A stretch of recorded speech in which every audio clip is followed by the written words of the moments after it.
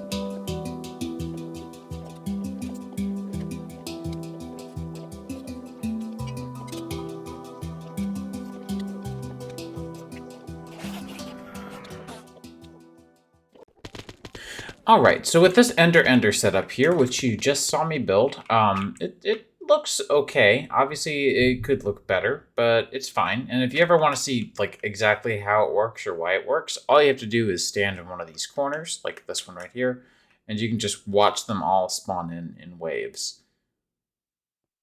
Tends to take a little while, depending, especially from the corners, right? But if we, like, especially right about here, I think,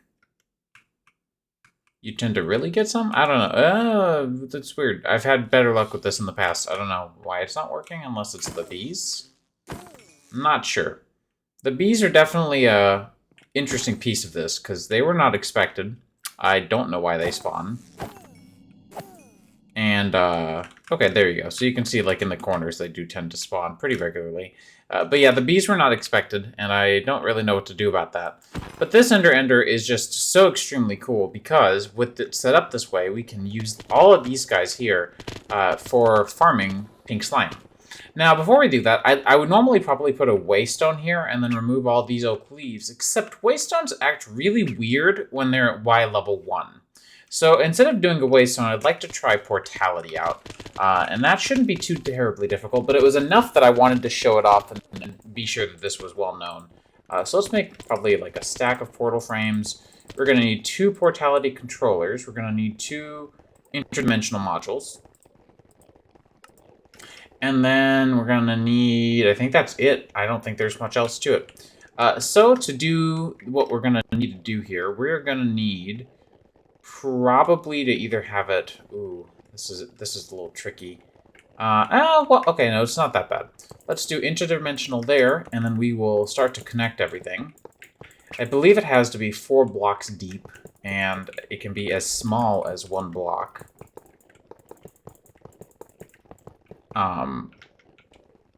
Sorry, it can be as small as 1, maybe 2. I think it has to be 2. I'm not actually completely certain. I've used this mod several times, but it's just been long enough that I don't remember it exactly, you know, bit for bit. So forgive me on that level. So if we have, I need a controller here. Does this work? It is an invalid structure. Okay, so maybe it needs to be deeper. Let's try a little bit deeper, and if that does not work, then I'm out of ideas.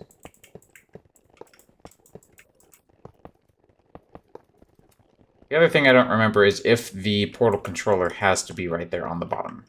There we go. So this does seem to work. Let's try moving this. I'm just curious, because I'd prefer to have it on the top for one reason.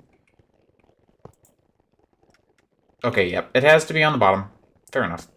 The only reason I prefer to have it on the top is because I still need to give this guy power.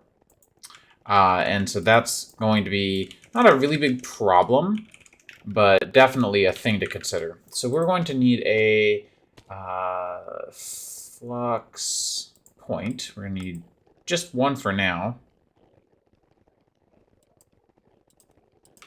We'll hook it up here, select our main power network, and you can see that this is going to fill up quite a bit. So we're going to show the name display. This is going to be called Ender. We're going to confirm. And we're going to color this probably a nice tealy green color like so. And then the whole color changes, which I think is really cool. We could also, if we decided to change the portal color to maybe a purpley instead because it's for Enderman, that would also work. So we could do something like this.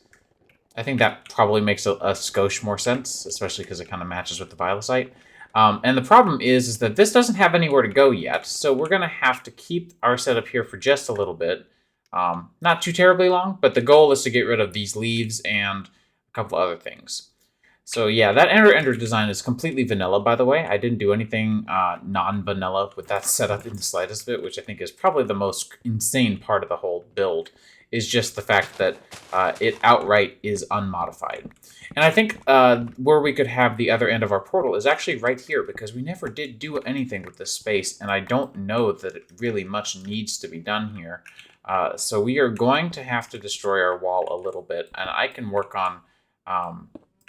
maybe we can put this back a little bit and do it here instead, and then build the rest of this in. So if we have our interdimensional module in the back, and then our portal controller here, let's grab another flux point. Uh-oh. No, we have this guy. Do you need to be reset? I guess so. How about now? You're still mad. Okay. So let's do flux point like so. And let's grab an Ender gate. That's weird. Okay. And we'll put you here. Go ahead and call main power. Put the portal controller down like so. And we can start to build this one out as well. So this is VoiceOver Jose here. Basically what you're seeing is I built a portal room, and we're going to walk through the portal room in a second, but I wanted to work out some sort of really cool door mechanic. So what I ended up doing was using Create to make a moving contraption using piston arms and a couple of chassis and the wireless redstone mechanics from Create to essentially make a button-powered large kind of moving door. So here you can see I'm setting up the redstone power. The redstone repeaters are being set up and put into place. And what we're going to have is essentially the ability to press a button in order to call this door to open and close. So with the button put in place, we should now be able to start digging down into the ground and making a couple of different components like the chassis, the piston arms, etc. And with our machinery set up here and everything glued together, I think we should be good to go. So I am going to go ahead and get our mechanical piston hooked up here.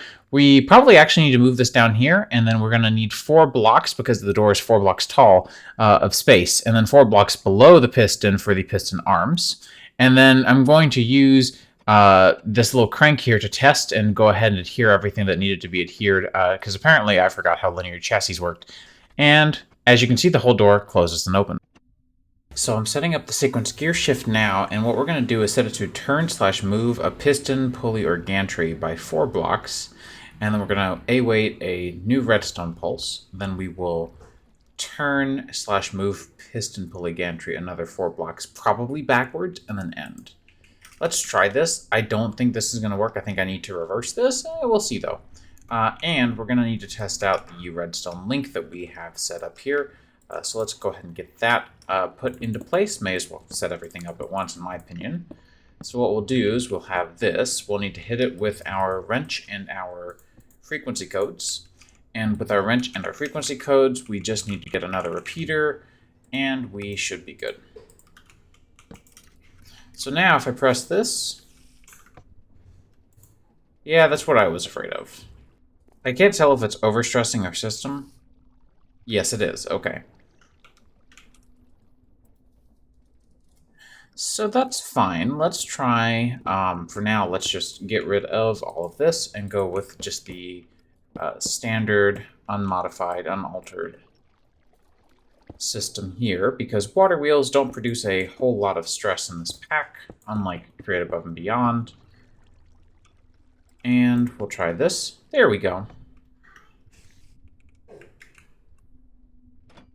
And that closes it, and then this opens it. Perfect. So let's go ahead and get a few more water wheels so that we can, in fact, do the scaling that I was hoping to do just then, to go ahead and shift things up and down how I was hoping. Since it isn't too terribly difficult to make them, it seems just like the best move, honestly. So let's go ahead and block this off, and then we will go ahead and clear off a couple more spaces, and we want this facing like so, and then we will have water for all of these. 256 stress units. I don't know if that'll be... Whoop. Uh-oh. Let's see. It looks like that needs to be there, and then there. Okay, I think that fixes it. Single block mode, please.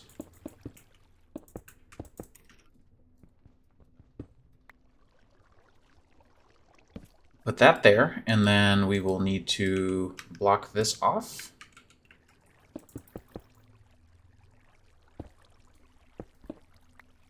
And so now let's see if we can shift upwards. I don't think so, but we're going to find out.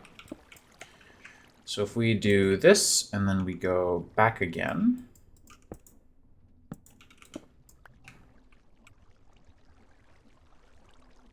Oh, I broke my sequence gear shift. That's unfortunate. Nothing we can't fix, but definitely not ideal. So we said piston, 4 blocks in reverse, await, and then piston, 4 blocks forward, end. Hey, there we go. That's what I was looking for. That's about the speed I was hoping for. I probably won't double it, though. I think maybe single speed. Yeah, that's fine. That's perfect, in fact. So we can, of course, do like a swinging door instead if we wanted to go with the swinging style. Personally, I don't find that to be particularly necessary, so I'm probably just going to keep it simple with this setup. It's just kind of a clean, simple-to-go setup. Pretty fast to set up, as you saw. And then, of course, ideally, you know, nicely hidden. Nice enough that we can close this from any of our 4 buttons here, right? Ideally, right? Let's see. Oh, I am missing some deep slate.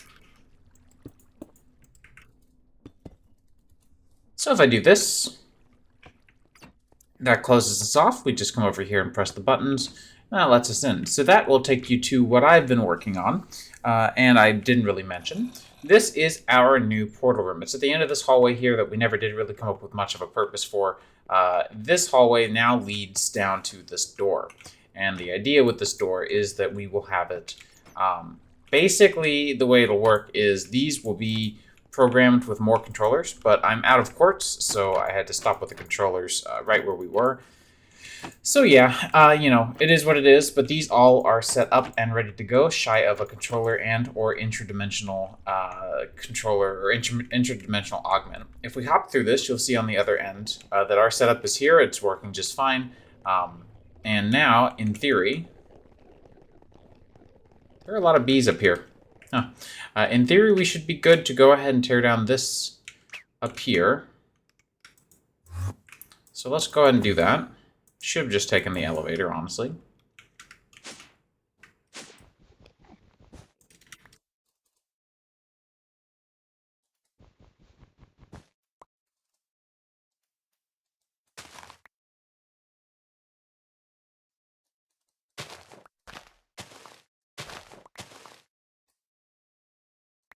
And there we go. I think that that is a great setup for getting our experience set up like we have here. Like you can see, I'm already at 217 levels. I've created an anchor here using Extreme Sound Muffler to kind of shut this area up a little bit because it is insanely loud otherwise. So this is just a really great way to get ender pearls now if we need them at any point. Apparently it's also pretty good for just getting random artifacts and backpacks that have stuff in them, because that's a thing. But I've only told our little vacuumulator to pick up ender pearls, and of course our magnet's doing most of the vacuumulator's work. But when we're here and we're sitting here grinding these guys out, this is just going to go really well and really peachy. And when we're done here, I think I saw a guy with a backpack, and I'd like for that one to die at some point. Maybe.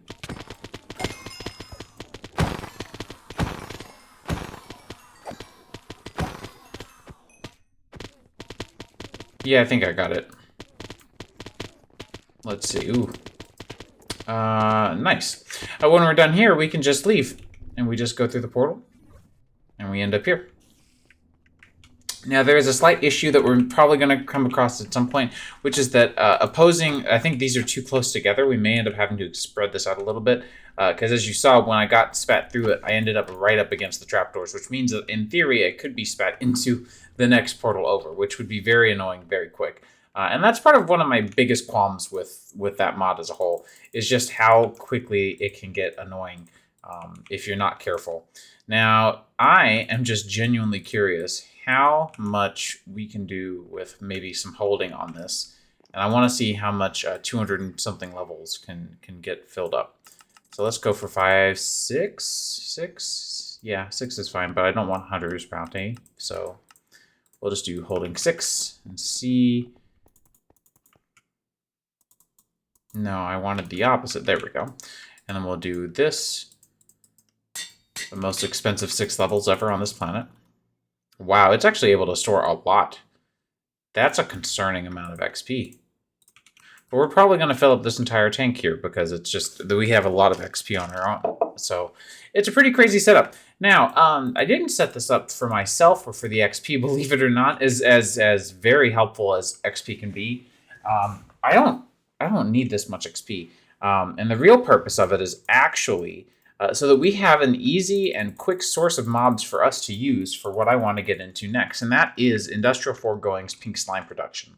So I tend to make this setup just because it's the easiest one that I can think of whenever I try to come up with something, anything really, for a massive amount of mobs. And sure, there's a bunch of farms you can make.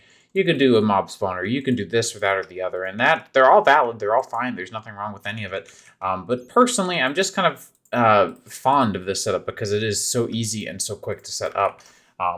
And so that's why I did something like this. So to get into Industrial Foregoing's later game stuff, we're going to have to hop over here to this little area we set up a long time ago with all the rubber production and such.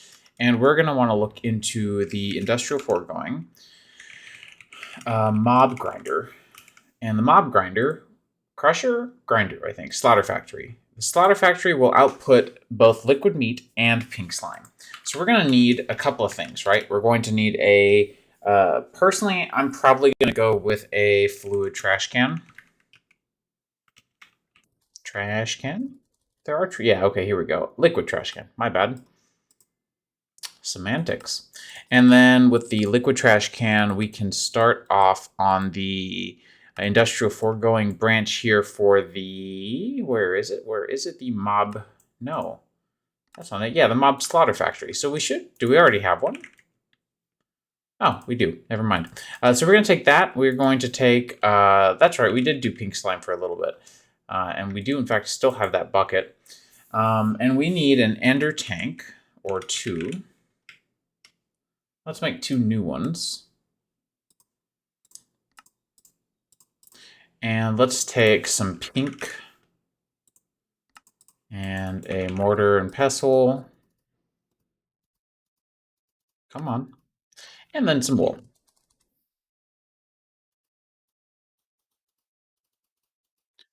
And so now if we did that, but we replaced the wool, this will get us a pink tank, which we're going to use for pink slime. And then if we look at the dynamic tank valves and such, we're going to go with this and some structural glass. Because I found out recently that structural glass can be used for your dynamic tanks. I did not know this, and I wish I did, because they look really cool when you do this. And I think it's not too late, but this is just latex, so I don't see the importance here. However, I'm curious where we should put this. So I don't really know right now is half of the problem.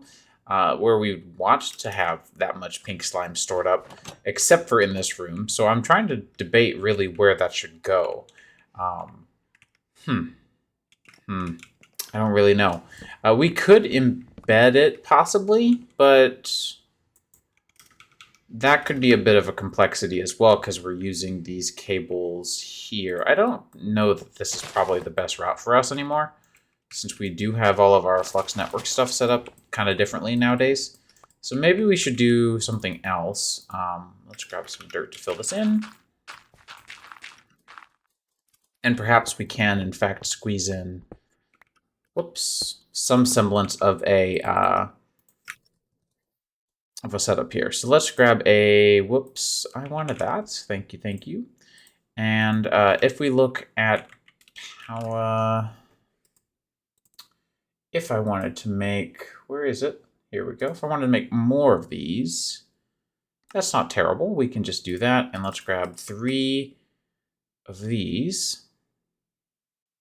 Fortunately, the nitro capacitors are not a limitation for us. I don't know how we got into that situation, but they just aren't. And we're going to need, we'll do that, start the process off. And then we'll just wait for the flux cores. And let's go ahead and go for something pretty simple like this. Actually, maybe it would be smarter to be a little more conservative with these because they're so expensive.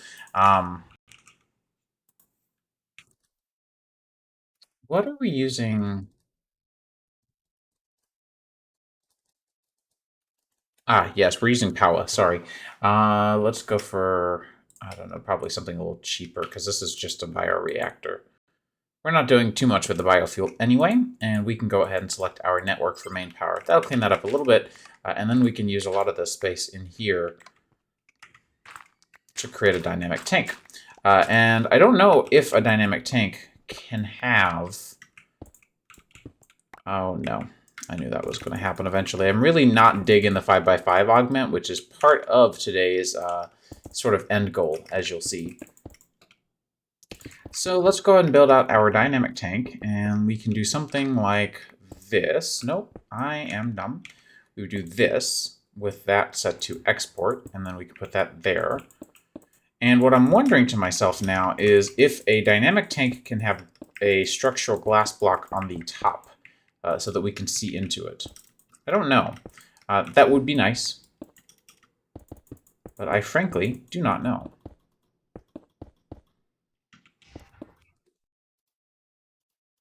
Let's find out. Yes, it can.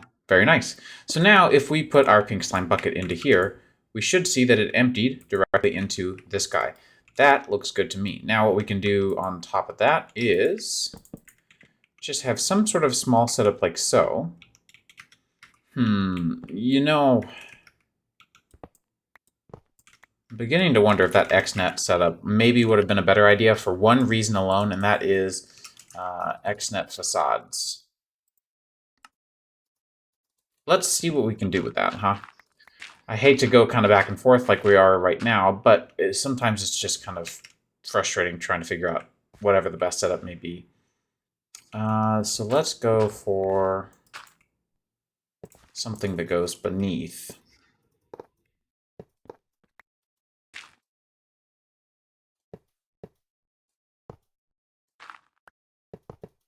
Like so. And then if we come over here to the controller, we'll just tell it to, if you should be extracting power somewhere.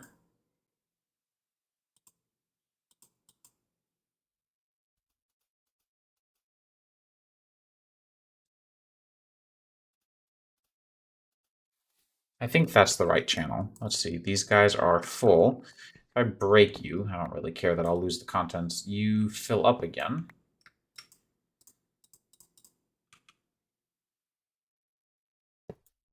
Yep, okay, that is going to work. Good, good. We can go ahead and fill in these blocks again. And the reason that I wanted to use XNet is because you can do the following. And I think that just looks very nice. So now we have a tank. We can put a trap door right here against the facade, and we can see into the tank without having to really clutter up our space. So let's see. To review, we have our flux point. We're going to want to keep that for the mob slaughter factory. And there are some upgrades from... Let's grab a bucket. There are some upgrades for our machines in terms of upgrading the speed. So let's look at those. Let's see, at industrial foregoing, we're going to want the speed and the efficiency tiers. So that's going to be diamond gears. I think it would just be worthwhile to craft them now. We're going to need blaze, sugarcane, which I have got slightly differently automated, but you'll see that in a little bit. We need redstone. And we need glass panes. So now if we do this and that, and that should get us the speed. And this should get us the efficiency. Oh, vice versa. And so now, looks like I did slightly miscalculate there, but I'm not too terribly concerned. If we come over here, and head off into the end, we can set up our mob slaughter factory here, like so. Put our flux point here. Our flue trash can go where the meat output goes. So let's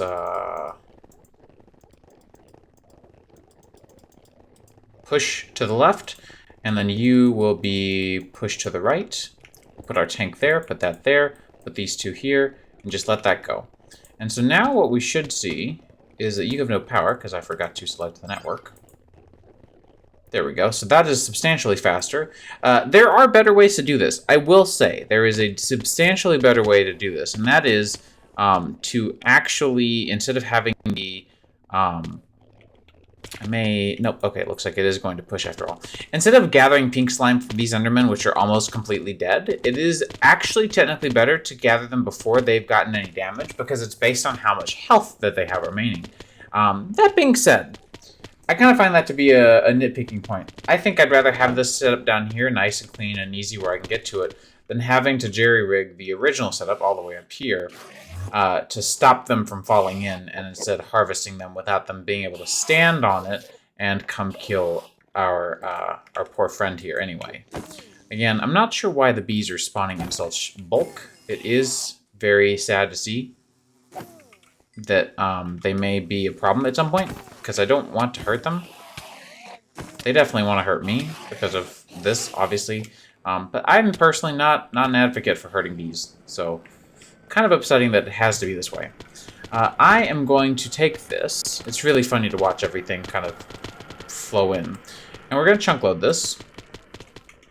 And this is going to only work whenever I'm around, but the upside is, you know, it's still just idly producing this for me, so I can't really complain on that front. So now, let's head back. Like I said, you can see we're stopping kind of a little bit too close for comfort there. And let's head back into here, because I want to work on one last little device for the episode. And that is going to require the pink slime that we have, which is already almost 2 buckets, which isn't bad considering how expensive it's, you know, supposed to be in theory. Let's go ahead and put these 2 buckets back, grab this bucket, put it in. And I want to get an infinity drill. This has been lingering in my bookmarks this whole time, and this has been my main goal for the entire episode. So to make it, we're going to need a range add-on. I forgot about that, as you can tell, because I grabbed the latex out of there. So the range add-on, this guy here, is just 4 emeralds, some redstone, and that's not too bad. Redstone and 2 glass panes. So we'll go ahead and get this really quickly. And while we wait, let's go ahead and grab our 3 blocks of diamond. Our diamond shovel. I think we may actually already have one. Yeah, that one's fine. I'm okay with sacrificing it. And some gold gears. I'm just going to go ahead and do the lazy crafting. I know we set up our metal press and stuff, but look at us. I don't think we're really tied up for any sort of resource. Is it not just the 1 bucket? It's 2 buckets. Okay. Well, I'm going to go idle in our little machine then and try to store up another bucket of pink slime. Okay, so we have the rest of that. And so now we can grab our bucket and get this craft going. Once this crafting is finished, I think we should be in a good state as far as our tools go, because there is a surprise. This infinity drill can store an infinite amount of energy. You can see it's just going to keep going, and as it keeps going, it's going to get better and better and better. We're nearing the 80 million RF tier right now, and it just keeps on expanding that tier. So as we get to 80,000 RF or 80 million RF, the next tier will be, I think, in the 400,000s. Yeah, so 480 million RF is the next tier. So this can be dangerous really quick because it can drain every last bit of your energy. If we went and took a look really quickly at our power generation, over here, this entire bank here might be dropping down pretty drastically. And it can accept an incredibly large amount of power. So you can see we went from 8.9 thousand RF per tick to 209,000 RF per tick, just like that. So we need to be really careful, and since it's just a drill, I personally don't need it to be all that terribly fast. However, it's not just a drill. It's also, for some reason, an axe and a shovel. So this is basically our new multi-tool, and it's really great because we get to save an entire slot. So I think right now there is an infinity version of a lot of different things.